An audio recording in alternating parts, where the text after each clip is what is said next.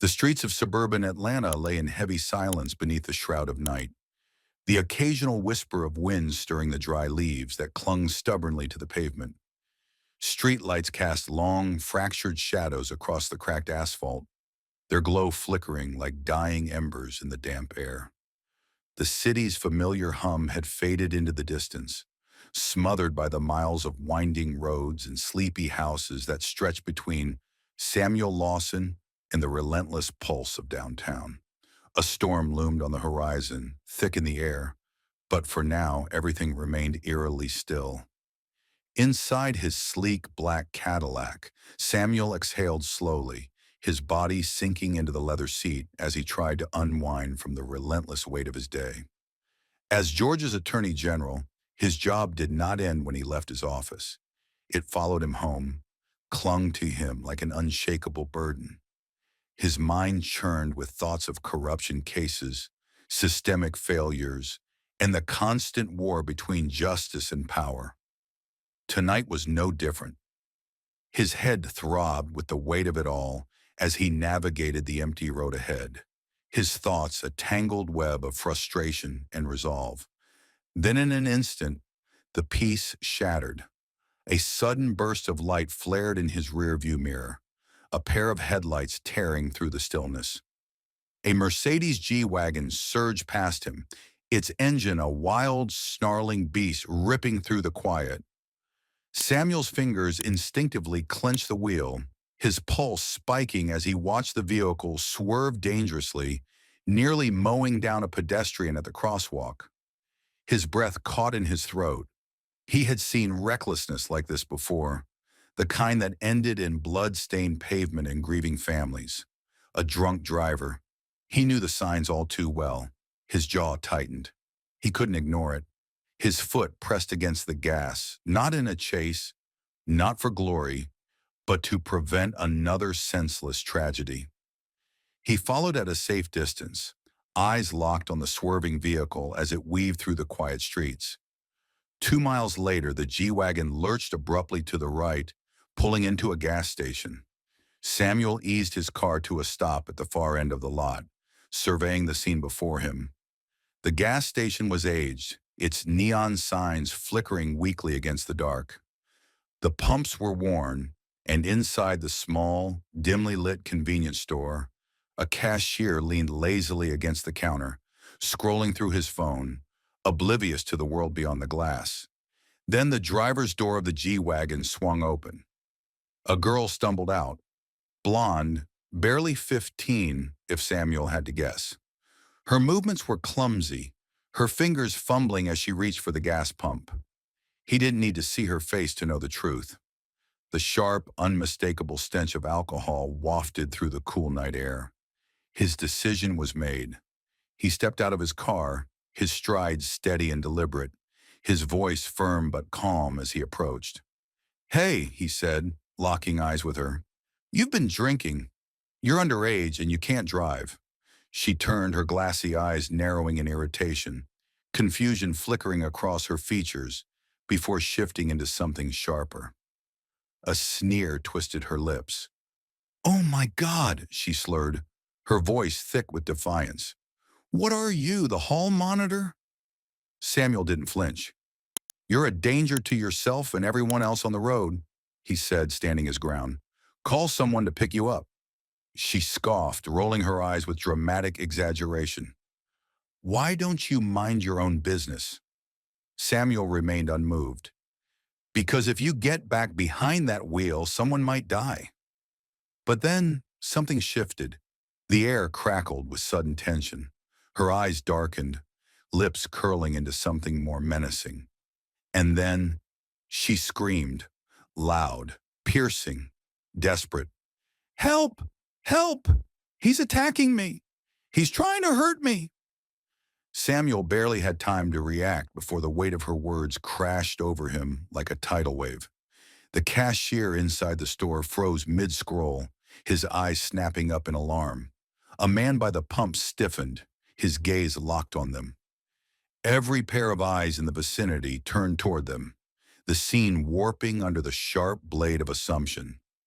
A frightened young white girl, a tall, strong black man standing before her.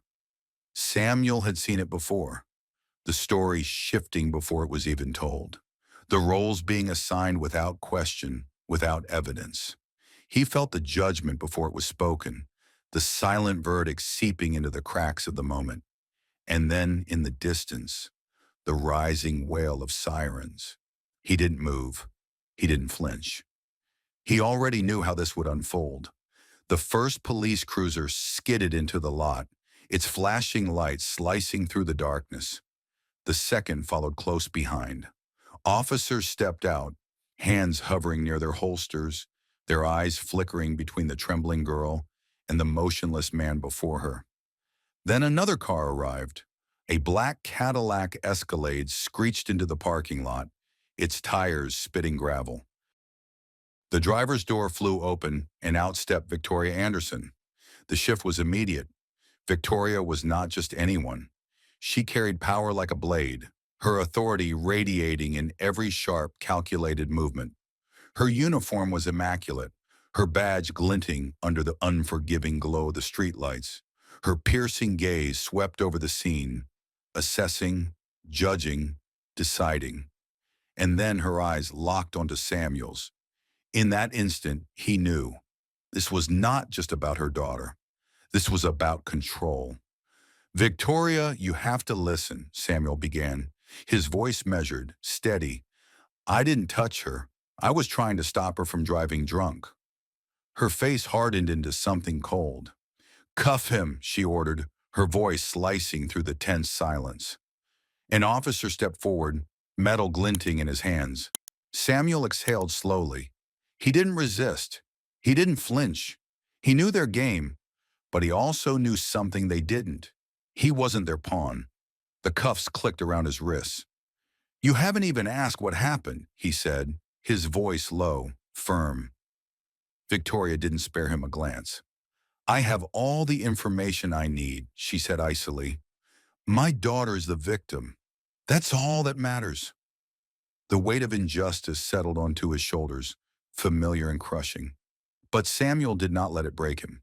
He kept his gaze level, his mind sharp. This was not the end of the story. As they led him toward the patrol car, he caught the flicker of phones raised, recording, capturing fragments of a false truth. But truth had a way of rising, cutting through the noise, unraveling the lies.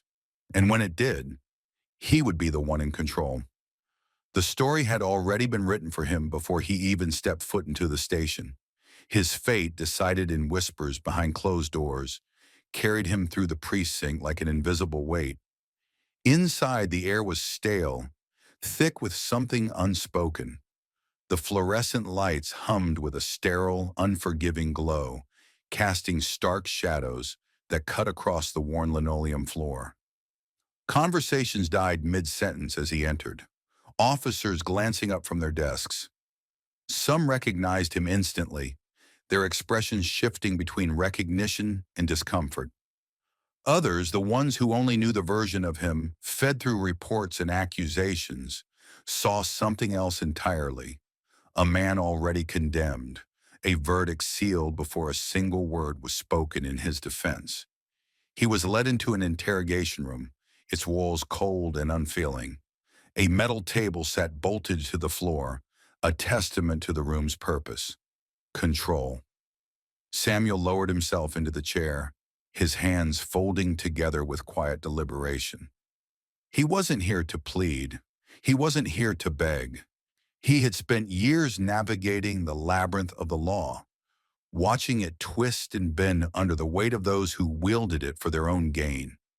But this was different. This was personal. Minutes stretched in silence, the only sound the soft electric buzz of the overhead lights. He wasn't anxious. He had faced storms far greater than this, walked into courtrooms where justice was a mere illusion, a game played by the powerful. But this was not about the law anymore. This was about his name, his truth, his very existence being swallowed whole by a lie he refused to let stand. The door creaked open, slicing through the silence. Samuel's eyes lifted, steady and unyielding, as Victoria Anderson stepped inside. She was every inch the enforcer of order, tall, composed, her uniform pristine, but her eyes betrayed her. Beneath the sharp confidence lay something else: doubt, hesitation, a crack in the narrative she had wrapped herself in so tightly. She circled the table slowly, her gaze never leaving him, the air between them charged with unspoken challenges, a predator assessing its prey. She thought she had already won. Samuel let her believe it, for now.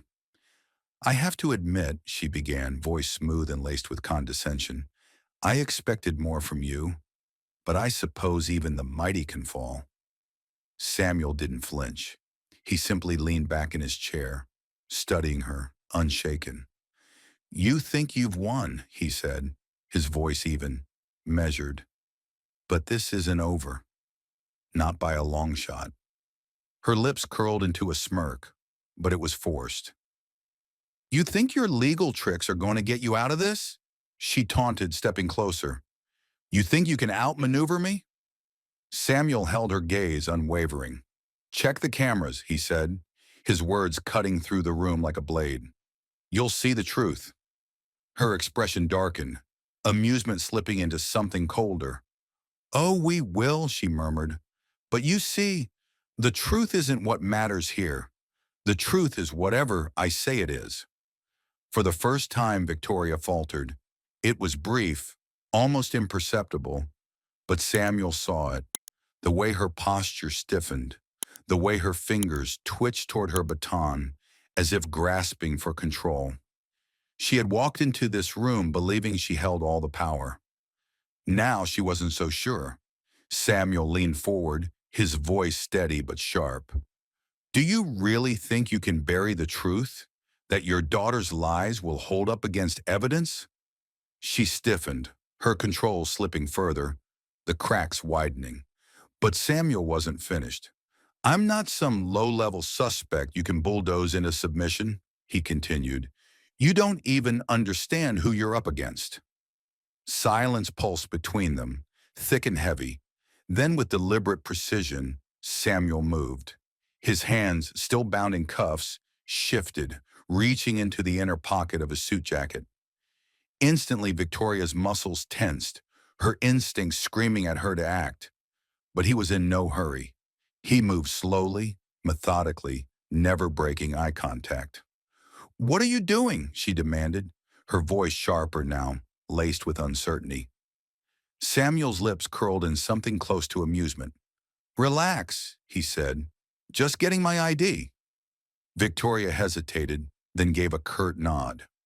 One of the officers beside him stepped forward, reaching into his pocket. A moment later, the weight of a gold-plated badge gleamed under the harsh lights, its surface catching the glow in a way that made Victoria's breath hitch. A hush fell over the room. The officer holding the badge swallowed hard, his grip tightening as realization dawned. The weight of the moment pressed down on everyone in the room. Samuel exhaled, slow and steady. "I am Samuel Lawson," he said, letting the name linger, heavy with significance. "Attorney General of Georgia." Victoria's mask cracked. Her eyes flickered, her mouth parting as if to speak, but no words came. She was too stunned, too blindsided by the reality unraveling before her. The officer lowered the badge, his face paling as he registered the depth of their mistake. Samuel let the silence stretch, watching as Victoria's carefully curated confidence crumbled piece by piece. "Check the cameras," he repeated, his voice calm but commanding. "Dash cam footage, gas station security tapes, every second of it. Then tell me if you still think you can twist the truth." Victoria didn't answer right away. She didn't have to.